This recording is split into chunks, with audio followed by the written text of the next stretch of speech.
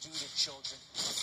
Palm Beach, Florida, 122 victims, 47 countries, $1 billion monster. Today, we're exposing Operation Shattered Trust, the most chilling FBI raid in modern history. Behind the 20-foot gold-plated gates of a private estate, federal agents bypassed military-grade security to discover a subterranean labyrinth hiding a nightmare. We're talking 89 children recovered in the initial breach, 122 inches total, ranging from ages 4 to 15, stashed in soundproof bunkers beneath a billionaire's infinity pool.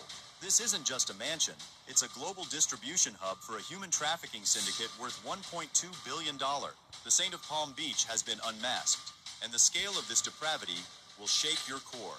Smash that like and subscribe button. Watch us dismantle this elite predator piece by piece. To the world, Robert Chandler was the personification of the American dream, a billionaire philanthropist whose Hope for Tomorrow Foundation operated orphanages, hospitals, and schools across 14 countries. He was a regular at the governor's charity galas and a man whose calls were prioritized by United States senators. Hollywood A-listers praised his generosity, and his face graced the covers of business magazines as the billionaire with a heart. But behind the 20-foot limestone walls of his Palm Beach estate, Chandler was allegedly engineering a logistical masterpiece of human suffering. He didn't just build orphanages to save children. He built them to create a private supply chain for the world's most powerful predators. The FBI's Crimes Against Children unit first noticed a disturbing statistical anomaly in early 2023. In regions where Chandler's foundation was most active, specifically Southeast Asia and Eastern Europe, international missing person reports were spiking. But these weren't just any children, they were the invisible ones. Orphans without documentation, kids without families to file police reports, the ones the world wouldn't miss. FBI Special Agent Sarah Torres spent 11 months connecting the dots, realizing that Chandler's philanthropy was a front for a $1.2 billion trafficking syndicate. He wasn't just a donor. He was the CEO of an underground market where children were treated as high-value inventory. The breakthrough came from an internal crack in Chandler's fortress. Marcus Webb, a former Marine with 3 tours in Afghanistan, had taken a job as a high-level private security contractor at the mansion. Webb was trained to spot threats, but he quickly realized the real threat was inside the house. He documented blacked-out SUVs arriving at 3 a.m. and visitors who bypassed all standard customs inspections via Chandler's private dock. Most chillingly, Webb reported hearing the muffled sounds of children's voices emanating from renovation zones that were strictly off-limits to most staff. When he reported these anomalies to his superiors, he was told to forget what he saw if he wanted to keep living.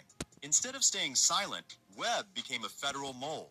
For 4 months, he wore a wire and carried a hidden micro-camera in his security uniform, mapping out a labyrinth that didn't exist on any city blueprint. He captured footage of biometric scanners, signal jamming equipment, and reinforced steel doors hidden behind Renaissance paintings. He recorded conversations between Chandler and brokers, discussing the quality and diversity of upcoming deliveries. One intercepted call detailed a request for 7-year-old twins for a foreign royal. This wasn't just a crime. It was a military-grade operation. The FBI now had the evidence they needed for Operation. 3 elite FBI hostage rescue team operators hit the mansion from 6 separate entry points simultaneously. They didn't just knock.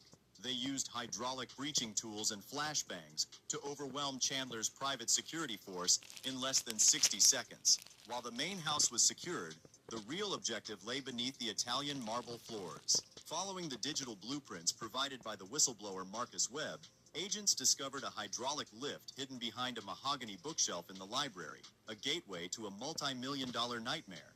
Beneath the infinity pool and the manicured tropical gardens lay a pressurized, soundproof bunker system that spanned nearly 10,000 square feet. This wasn't a basement. It was a high-tech fortress of depravity. As the agents descended, the air grew heavy with the clinical smell of industrial cleaners and stagnant fear. The facility was divided into sectors, guarded by biometric scanners that rivaled those of a federal mint. When the